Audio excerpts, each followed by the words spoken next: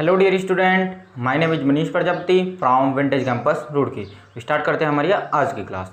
देखो स्टूडेंट्स, जैसा कि आप सभी को पता है कि जो मैंने लास्ट क्लास ली थी आपकी, उसमें मैंने आपको पढ़ाया था रेक्टेंगल के बारे में। ठीक है, उससे पहले मैंने आपको पढ़ाया था क्वाड्रिलैटरल यानी कि चतुर्भुज के बारे में। ठीक है, अगर किसी ने वो वीडियो नहीं देखी हो तो पहले डिस्क्रिप्शन बॉक्स में लिंक है, वहाँ से वो वीडियो देखें, तभी जो आने वाले अब डेली के हमारे लेक्चर हो रहे हैं वो आपके अच्छे से समझ में आएंगे। तो स्टार्ट करते हैं हमारा आज का टॉपिक। देखो हमारा जो आज का टॉपिक है, टॉपिक का नाम है हमारे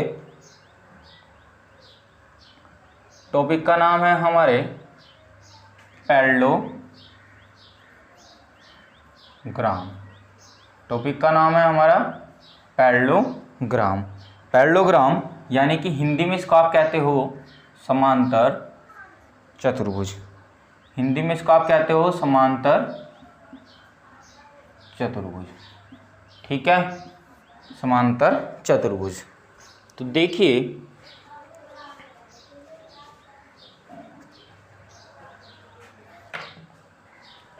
समांतर चतुर्भुज क्या होता है? एक ऐसा चतुर्भुज, एक ऐसा क्वाड्रिलैटरल जिसकी जो आमने सामने की भुजाएं बराबर होती हैं, जिसकी आमने सामने की भुजाएं बराबर होती हैं। ठीक है, और नंबर 2 एक दूसरे के पैरेलल होती हैं, यानी कि ये भुजा इसके पैरेलल होगी, ये भुजा इसके पैरेलल होगी। तो जब ऐसी कंडीशन आपकी बनती है तो वहाँ पर होता है आपका समांतर चतुर्भुज। ठीक है, लेकिन इसमें एक एडिशनल चीज़ और होती है। देखो मैंने आपको जो लास्ट क्लास थी मैंने उसमें बताया था आपको आयत के बारे में। ठीक है, तो बच्चों के दिमाग में डाउट होगा कि सर आयत में भी ऐसा होता है कि आमने सामने की भुजाएं बराबर होती हैं और जो उसकी आमने सामने की भुजाएं एक दूसरे के पैरेलल भी होती हैं। ये आप इसमें बता रहे हो, ये इसमें बता रहे हो, इनमें डिफरेंस क्या है? देखो इनमें एक माइनर सा डिफरेंस होता है। डिफरेंस क्या है? जो आयत होते हैं, आयत का जो भी इंटरनल एंगल होंगे, सभी कोण होंगे उसके, वो आपके 90 डिग्री के होंगे। ठीक है, आयत के जितने भी कोण हैं आपके, वो आपके 90 डिग्री के हैं। ठीक है, लेकिन समांतर चतुर्भुज में ऐसा नहीं है। तो समांतर चतुर्भुज में उसके एंगल 90 डिग्री नहीं होते हैं, यानी कि कुछ और हो सकते हैं। ठीक है, समझ आया? समांतर चतुर्भुज और आयत के बीच में आपको डिफरेंस अच्छे से समझ में आया? तो देखो बढ़ते हैं अब हम इसकी प्रॉपर्टीज में।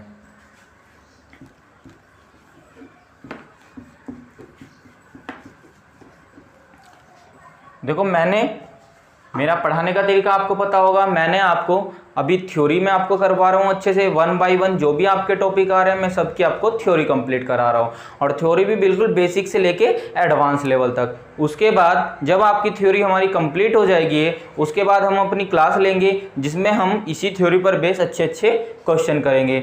वहाँ पे क्या होगा, आप ये थ्योरी भी एक बार रिवाइज करोगे और क्वेश्चन भी करोगे, तो आपके लिए इस तरीके से जियोमेट्री या जो भी मैं टॉपिक पढ़ेंगे हम इस तरीके से हो जाएंगे आपके लिए, आप उन्हें लाइफ टाइम कभी नहीं भूलने वाले हो। ठीक है, तो देखो अब इसकी थ्योरी पढ़ते हैं। मैंने आयत की आपको लगभग 9 से 10 प्रॉपर्टीज बताई थी, तो ऐसे भी इसकी 9 से 10 प्रॉपर्टी मैं आपको बताने वाला हूँ। देखो प्रॉपर्टी इसमें थोड़ा और उनमें थोड़ा सा डिफरेंस होगा, तो इसलिए कंफ्यूजन बिल्कुल नहीं होना है, यहाँ पे अच्छे से समझते रहिए। देखो प्रॉपर्टी नंबर 1 है आपकी समांतर चतुर्भुज की, कि कोई भी समांतर चतुर्भुज होगा आपका, कोई भी समांतर चतुर्भुज होगा, हमने लिया A B C and D. ठीक है, तो जो हमने उसके डायगोनल मिलाया, एक डायगोनल हो गया आपका D1 और एक डायगोनल हो गया आपका D2। ठीक है, एक डायगोनल हो गया D1, एक हो गया D2। तो समांतर चतुर्भुज के डायगोनल यानी कि D1 हमेशा D2 से अलग होता है, यानी कि ये दोनों कभी भी बराबर नहीं होते हैं। D1 not equal to D2। आयत में क्या था, दोनों डायगोनल बराबर थे, लेकिन यहाँ पर ऐसा नहीं है, यहाँ पर दोनों डायगोनल इसके अलग अलग होते हैं। ठीक है, और नंबर 2 मैंने डायगोनल में मैंने नंबर 2 प्रॉपर्टीज थी डायगोनल की, कि जो इनके डायगोनल होते हैं वो कभी भी परपेंडिकुलर नहीं होते हैं। ये प्रॉपर्टी जैसे आयत की थी ऐसे ही समांतर चतुर्भुज में होती है कि उनके डायगोनल 90 डिग्री पर इंटरसेक्ट नहीं करते हैं, लेकिन आयत के जो डायगोनल थे वो बराबर थे, यहाँ पर डायगोनल बराबर नहीं है। तो याद रहेगा ये टॉपिक आपके। तो देखो बढ़ते हैं इसकी प्रॉपर्टी नंबर 2 की ओर।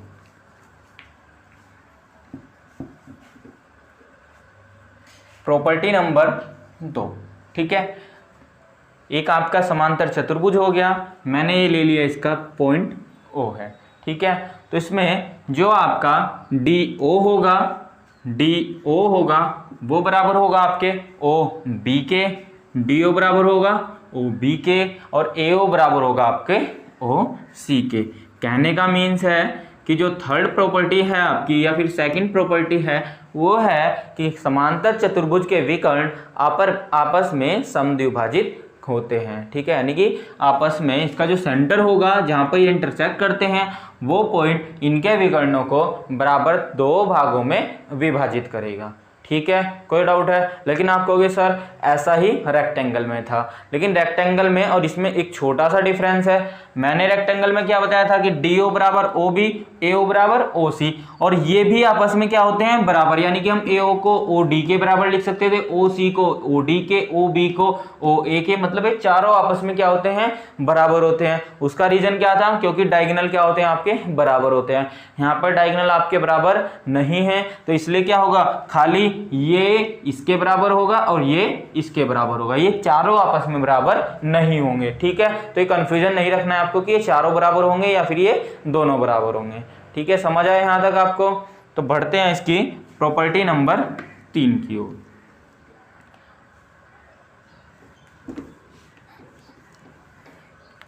प्रॉपर्टी 3 है इसकी कि समांतर चतुर्भुज के जो एक डायगोनल होगा यानी कि एक विकर्ण होगा वो उसको बराबर 2 क्षेत्रफल वाले त्रिभुजों में विभाजित करेगा। ये एज इट इज आपकी आयत के जैसी है कि जो आपका एक विकर्ण होगा, एक विकर्ण होगा वो 2 बराबर क्षेत्रफलों वाले त्रिभुज में विभाजित करेगा, ठीक है। 2 बराबर क्षेत्रफल वालों में। देखो कहने का मीन्स है किस तरीके से, अगर आपका ये आपका कोई समांतर चतुर्भुज है ABCD, ठीक है, ABCD, और इसका मैंने कोई भी एक डायगोनल ड्रॉ कर दिया तो त्रिभुज कितने बन गए इसमें? 2, DBC और DBA, ठीक है। तो अगर इसका मैंने पूरे का एरिया 1 लिया तो ये भी 1/2 होगा यानी हाफ होगा, और ये भी 1/2 होगा, ठीक है। समझ आया? कोई भी डायगोनल त्रिभुज को 2 बराबर बराबर क्षेत्रफल वाले त्रिभुजों में डिवाइड करता है, ठीक है। समझ आया? और प्रॉपर्टी नंबर इसकी अगर हम 4 के बारे में बात करें तो वो भी जस्ट ऐसी है, ठीक है। देखो प्रॉपर्टी नंबर 4 क्या कहती है कि अगर किसी भी चतुर्भुज के दोनों डायगोनल ड्रॉ करें तो वो दोनों डायगोनल उसको 4 बराबर बराबर क्षेत्रफल वाले त्रिभुजों में विभाजित करेंगे, ठीक है। अगर एक डायगोनल हुआ तो कितने त्रिभुज बने? 2, तो दोनों का क्षेत्रफल बराबर। अगर मैं यहाँ पर इसके दोनों डायगोनल ड्रॉ कर दूं, दोनों, ठीक है, तो वो कितने त्रिभुज बने? 4 त्रिभुज। तो प्रॉपर्टी यही है कि इन चारों त्रिभुज का क्षेत्रफल भी आपका बराबर होगा, यानी कि इसका भी 1/4, इसका भी 1/4, इसका भी 1/4 एंड इसका भी 1/4, ठीक है। तो यहां पर मैं क्या होगा, 2 विकर्ण होगा 2 बराबर त्रिभुज वाले क्षेत्रफल में। अगर 2 विकर्ण होंगे इसके तो 2 बराबर नहीं, सॉरी, कितने होंगे?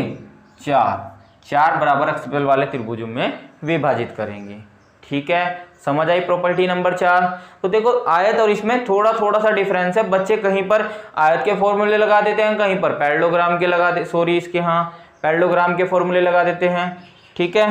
तो ये आपको कंफ्यूजन नहीं होना है, इसलिए मैंने इसको पहले आपको आयत पढ़ाया, उसकी सारी प्रॉपर्टी बताई, उसके बाद अब मैंने समांतर चतुर्भुज बताया, अब इसकी में सारी प्रॉपर्टी, तो आपका कंफ्यूजन बिल्कुल दूर हो जाना चाहिए, ठीक है। तो बढ़ते हैं इसकी प्रॉपर्टी नंबर 5 की ओर।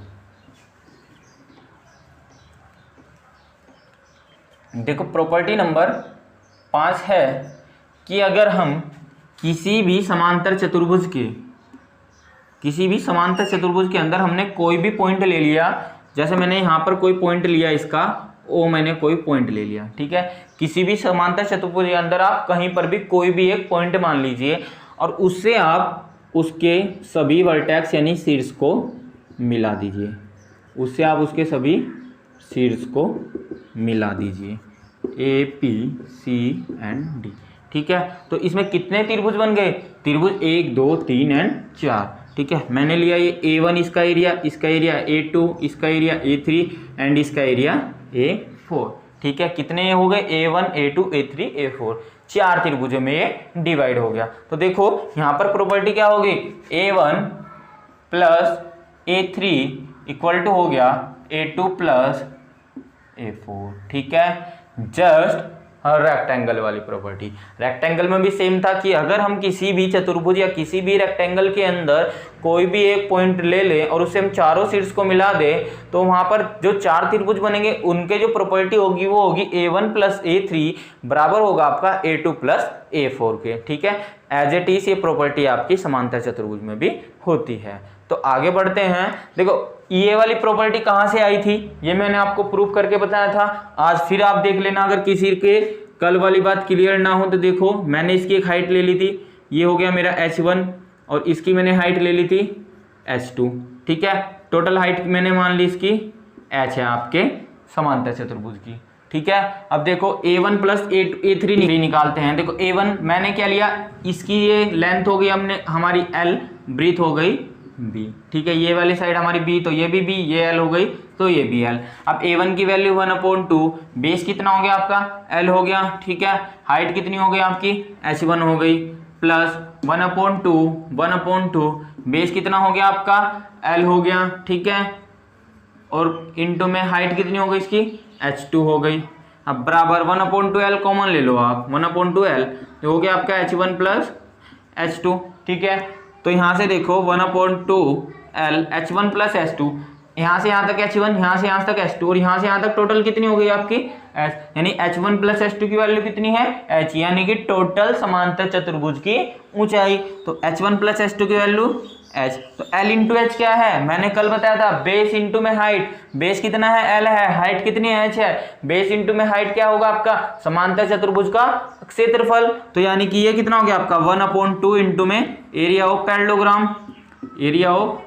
पैरेललोग्राम। अब यहां से देखो आप, इसका मीन्स क्या है, ये जो आपका A1 प्लस A3 की वैल्यू है हाफ एरिया ऑफ पैरेललोग्राम है, यानी पैरेललोग्राम का आधा क्षेत्रफल। तो बचा कितना, आधा और बचा, और एरिया कौन सा बचा आपका A2 प्लस A4, तो आधा किसके बराबर होगा A2 प्लस A4 के बराबर ही होगा, ठीक है। समझ आई ये बात, कोई कंफ्यूजन है यहाँ तक? तो देखो इसमें हमने क्या किया था, जब हमने आयत वाली प्रॉपर्टी पढ़ी थी तो उसमें हमारी एक बात और प्रूफ की थी हमने कि OA का स्क्वायर प्लस OC का स्क्वायर इक्वल टू होता है OD का स्क्वायर प्लस OB का स्क्वायर के, ठीक है। लेकिन समांतर चतुर्भुज में ये वाली प्रॉपर्टी नहीं होती है। कभी बच्चे ऐसा करते हैं कि सोचते हैं कि आयत और समांतर चतुर्भुज सेम होते हैं, कहीं पे समांतर चतुर्भुज आया और ये वाली साइड पूछ ली तो आप वो वाला फॉर्मूला लगाने लग जाओ, तो वहां पे इस तरीके से क्वेश्चन नहीं होगा, ठीक है। तो याद रखना ये वाली प्रॉपर्टी साहब। अब बढ़ते हैं इसकी प्रॉपर्टी नेक्स्ट की ओर, प्रॉपर्टी नेक्स्ट यानी कि प्रॉपर्टी नंबर 6 की ओर।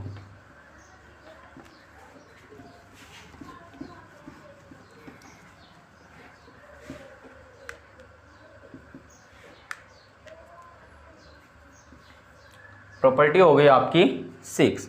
तो प्रॉपर्टी जो आपकी 6 है वो है कि कोई भी आपके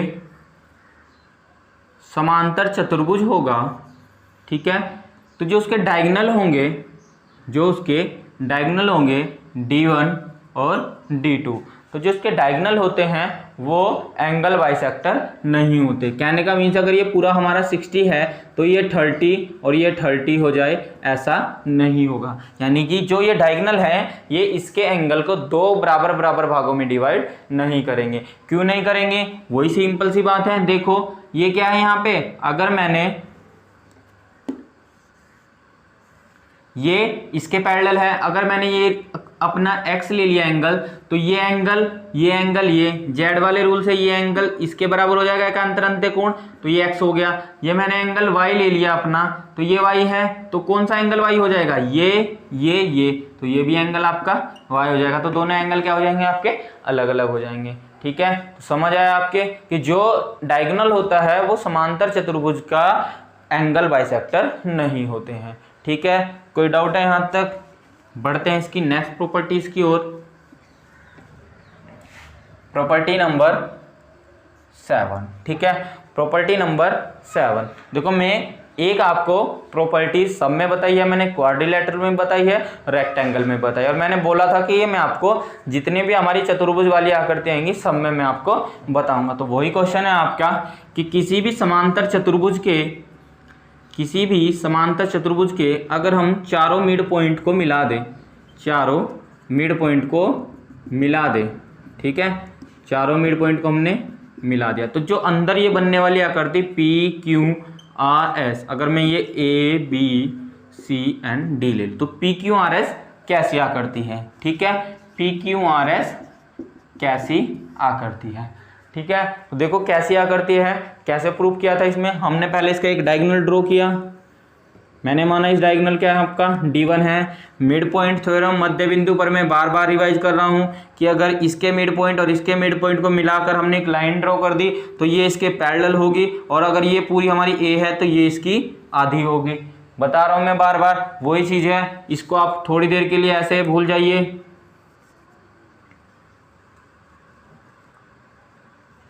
ठीक है। अब देखो आप, ये होता आपका D1, ACD को देखो, ये इसका मध्य बिंदु, ये इसका मध्य बिंदु, तो ये इसके पैरेलल हो गई। अगर ये D1 है आपकी तो ये भी कितनी होगी, D1 होगी, ठीक है। ऐसे ही आप त्रिभुज ABC को देख लो, ये इसके पैरेलल हो गई, ये भी D1 है तो ये भी कितनी हो गई, D1/2, ये सॉरी D1/2 हो जाएगी, ठीक है। इसका हाफ हो जाएगी। ऐसे ही अगर मैंने इसका एक डायगोनल ड्रॉ कर दिया, ये हो गया आपका D2 डायगोनल, तो यहाँ पर ये भी हमें ड्रॉ किया तो ये PQ होगी, ये इसकी हाफ हो जाएगी, यानी कि D2/2, और ऐसे ही SR किसकी, इस D2 की हाफ, तो ये भी हो जाएगी D2/2, ठीक है। अब देखो PQRS, D1/2, D1/2, D2/2, D2/2, आमने सामने की भुजाएं बराबर, तो क्या हो सकता है, ये आपका आयत हो सकता है, ये आपका समांतर चतुर्भुज हो सकता है। तो ये किस चीज पे डिपेंड करेगा, ये डिपेंड करेगा आपके एंगल पर, ठीक है, आपके एंगल कितना है। अब देखो एंगल के बारे में कैसे पता करते हैं, मैंने आपको बताया था कि जो आपका समांतर चतुर्भुज होगा उसके डायगोनल 90 डिग्री पर इंटरसेक्ट नहीं करते हैं, ठीक है। तो ये एंगल आपका 90 डिग्री नहीं होगा, ठीक है। जब ये 90 डिग्री नहीं होगा तो आप ध्यान से देखो, इस एंगल और इस एंगल का सम 180 होना चाहिए। संगत कोणों का जो सम होता है, इस तरीके से मैंने एक प्रॉपर्टी बताई थी, इसका और इसका सम कितना होना चाहिए, 180। अगर ये 90 हो गया तभी तो ये 90 होगा, अगर ये 90 की जगह 100 हो गया तो ये कितना होगा, 80 होगा, यानी कि ये कभी भी 90 नहीं होगा। अगर ये 90 नहीं है तो ये भी 90 नहीं होगा, ये 90 है तो ये भी 90 नहीं होगा। जब ये भी 90 नहीं, ये भी नहीं, ये भी नहीं, तो ये कैसे 90 हो जाएगा, ये भी तो इसके समांतर है, तो ये इसका प्लस इसका सम कितना होना चाहिए, 180। अगर ये 90 नहीं है तो ये भी 90 नहीं होगा। कहने का मीन्स है ये भी 90 नहीं है आपका। ऐसे ही इधर हो जाएगा, ये भी एंगल 90 नहीं है। तो जब कोई भी एंगल 90 नहीं है, कोई भी एंगल समकोण नहीं है, तो ये क्या हो जाएगा, आपका एक समांतर चतुर्भुज हो जाएगा, ठीक है। समझ आया। तो ये वाली जो आपकी फिगर होगी ये हो जाएगी आपकी समांतर चतुर्भुज। कोई डाउट है, ठीक है। तो समझ आया यहां तक आपको। तो बढ़ते हैं इसकी नेक्स्ट प्रॉपर्टीज की ओर।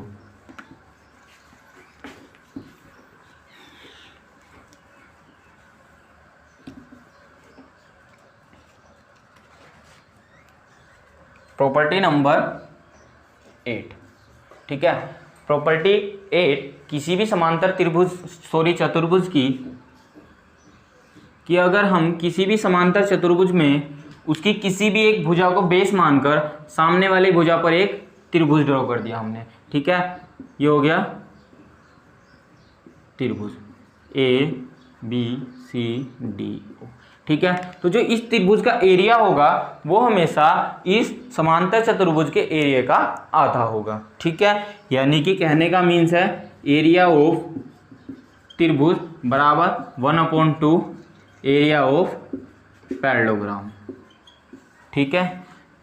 तो ये वाली प्रॉपर्टी आयत में भी थी। मैंने क्या बताया था, आप किसी भी एक साइड को बेस ले सकते हो। ऐसा नहीं है कि आपने यही बेस लिया, आप इसको ऐसे भी, आप ये वाली साइड भी बेस ले सकते हो, ठीक है। ये वाली साइड भी बेस ले सकते हो, आप ये वाली साइड भी बेस ले सकते हो, ठीक है। आप ये वाली साइड भी बेस ले सकते हो इधर से।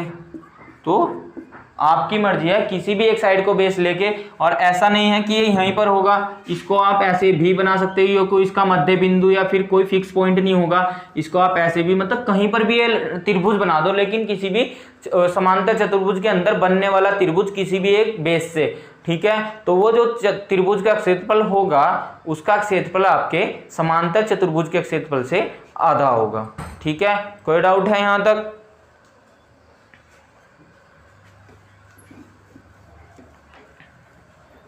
उसके बाद ये मोस्ट इंपॉर्टेंट है, इस पर बेस आपके बहुत ज़्यादा क्वेश्चन मिलेंगे आपको देखने को, ठीक है। उसके बाद प्रॉपर्टी नंबर 9, प्रॉपर्टी नंबर 9 कि अगर कोई भी आपका समांतर चतुर्भुज है, उसके मैंने दो साइड के मध्य बिंदु ले लिए और मैंने इस पॉइंट से इसको मिलाया, इस पॉइंट से इसको मिला दिया, ठीक है।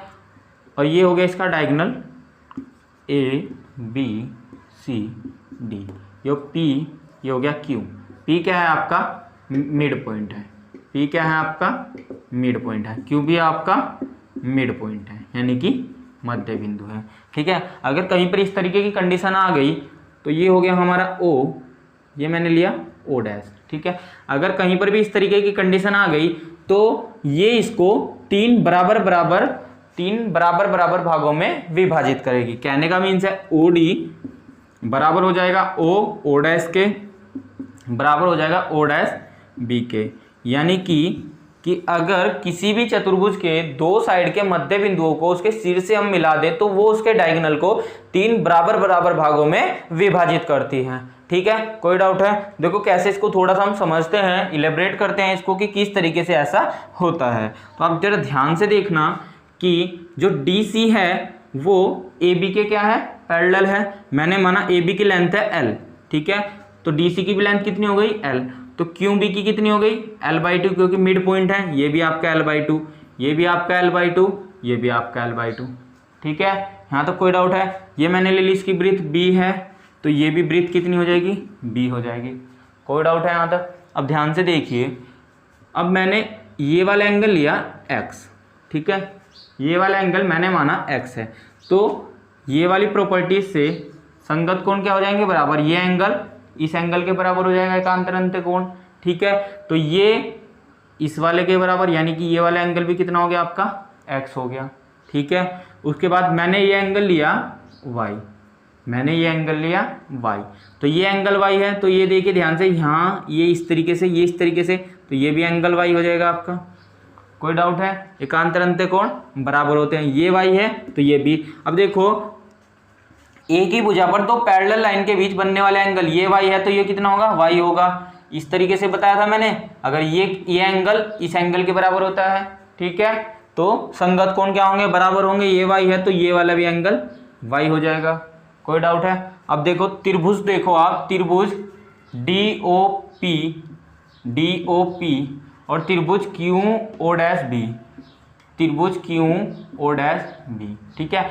दो कोण बराबर और एक साइड बराबर, ये L/2, ये भी L/2, तो SAS या फिर AAS, ठीक है। ध्यान रखना AAS एंगल साइड, दो एंगल और एक साइड, तो दो एंगल एक साइड बराबर हो गई तो ये क्या हो जाएंगे? समरूप। किससे? AAS से, ठीक है। तो ये समरूप हो गए या फिर इसको सर्वागसम हो गए, ठीक है। अगर समरूप होंगे तो क्या होगा? भुजाएं अनुपातिक होंगी, लेकिन जब इसकी दो एंगल ही बराबर आ गए और एक साइड बराबर आ गई तो क्या होगा आपका? ये सर्वागसम होंगे, ठीक है, कॉन्ग्रुएंस होंगे, और कॉन्ग्रुएंट हो गए तो क्या होगा? इसकी सारी भुजाएं, सारे कोण बराबर होंगे। कहने का मीन्स है ये वाली भुजाएं इसके बराबर हो जाएगी। तो DO बराबर किसके हो गए आपके? DO बराबर हो गया आपके O'B के, DO बराबर हो गया आपके O'B के। तो DO बराबर किसके बराबर हो गया आपका? O'B के। ये इसके बराबर हमने प्रूव कर दिया, ठीक है। अब हमें प्रूव करना है ये वाली वैल्यू, ठीक है। मैंने माना जब ये यहाँ से यहाँ तक DO' है, मैंने ले लिया कि ये A है आपका। ध्यान से देखते रहिए, फिगर थोड़ा कॉम्प्लिकेटेड हो गया लेकिन फिर भी आप ध्यान से देखते रहिए इसको। देखो मैंने माना DO' की वैल्यू A है, तो OB' की वैल्यू कितनी हो जाएगी? A हो जाएगी। कोई डाउट है? क्योंकि ये इसके बराबर है। अब आप यहाँ से इस पॉइंट को मिला दीजिए, आपने क्या किया, इस पॉइंट से इस पॉइंट को मिला दिया। देखो ये भी इसका मध्य बिंदु, ये भी इसका मध्य बिंदु, तो ये लाइन इस लाइन के क्या हो जाएगी, पैरेलल हो जाएगी। कोई डाउट है, क्योंकि इसका मध्य बिंदु है इसके मध्य बिंदु, तो ये इसके पैरेलल हो जाएगी। ठीक है, मैंने ये वाला पॉइंट ले लिया अपना M। कोई डाउट है यहाँ तक? अब देखो आप त्रिभुज को ध्यान से देखना, त्रिभुज QMO', QMO' एंड त्रिभुज देखो आप BO'C को, त्रिभुज BO'C को देखो, ये अगर मैंने एंगल, ये एंगल इस एंगल के बराबर हो जाएगा, क्योंकि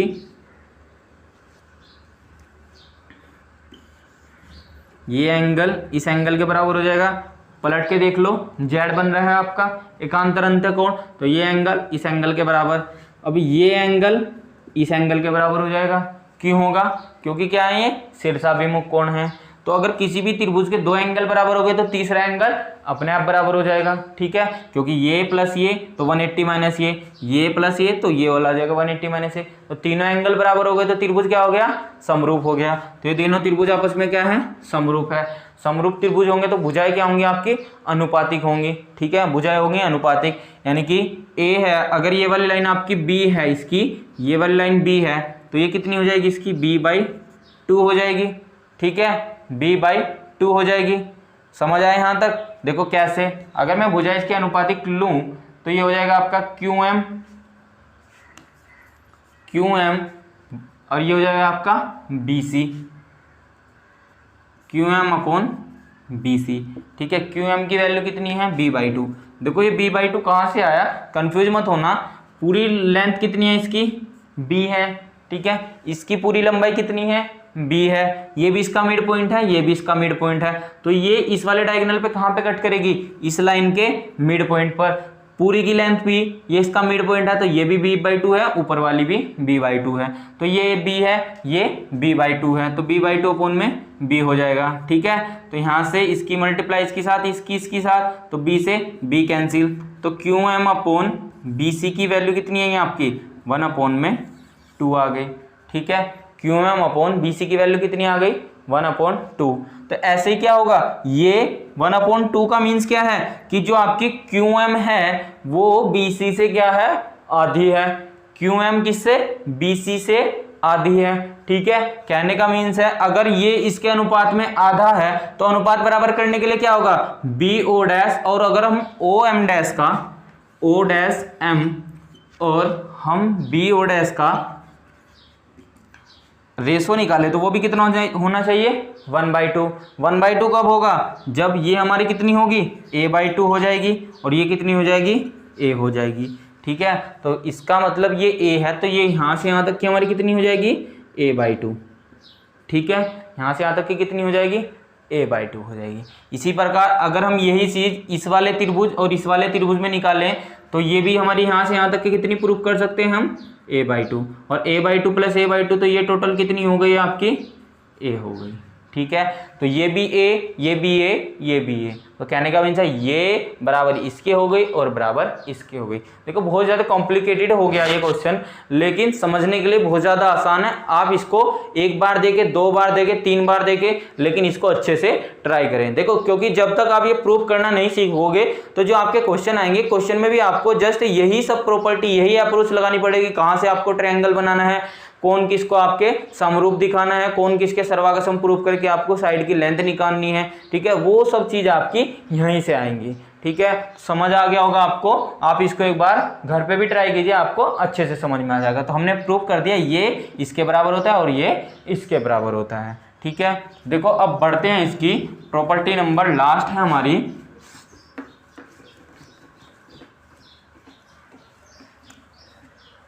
प्रॉपर्टी नंबर 10। ठीक है, प्रॉपर्टी नंबर 10 है, बहुत सिंपल प्रॉपर्टी है आपकी कि कोई भी आपका समांतर चतुर्भुज होगा तो उसके जो ऑपोजिट एंगल होंगे वो हमेशा बराबर होंगे। ऑपोजिट एंगल हमेशा बराबर होंगे। हमने माना ये x है तो ये भी होगा इसका x। ठीक है, अब देखो ये क्या है, इसके पैरेलल है। पैरेलल लाइन पर बने एंगल का सम मैंने बताया था, इस तरीके से अगर कोई भी लाइन, इसका और इसका सम कितना होता है, 180 होता है, यानी कि x और इसका सम कितना होना चाहिए, 180। तो ये कितना हो जाएगा आपका 180 माइनस के x, ठीक है। और जब ये 180 माइनस एक्स है तो ये कितना हो जाएगा आपका, ये भी हो जाएगा आपका 180 माइनस एक्स। क्यों हो जाएगा, क्योंकि मैंने अभी आपको बताया कि समांतर चतुर्भुज में ओपोजिट एंगल क्या होते हैं, बराबर होते हैं, ठीक है। और एक जगह से और आप देख सकते हो, इसका और इसका सम आपका 180 होना चाहिए, इसका और इसका सम 180 होना चाहिए इस वाली प्रॉपर्टी से, इसका और इसका सम 180 और इसका सम 180, ठीक है। तो समझ आया कि समांतर चतुर्भुज के जो विपरीत कोण होते हैं वो एक दूसरे के बराबर होते हैं, ठीक है। और जो उनके संगत कोण होते हैं उनका सम हमेशा 180 डिग्री होता है, ठीक है। तो देखो समांतर चतुर्भुज से रिलेटेड जितने भी पॉइंट थे मैंने आज की वीडियो में बताए, और आयत से भी मैंने टॉपिक उठाया कि आयत का टॉपिक और इनके टॉपिक के बीच में आपका क्या क्या डिफरेंस है, ठीक है। तो उम्मीद है आपको आज की क्लास समझ में आई होगी। अगर क्लास समझ में आई है तो वीडियो को लाइक कीजिए, चैनल को सब्सक्राइब कीजिए। Thank you class.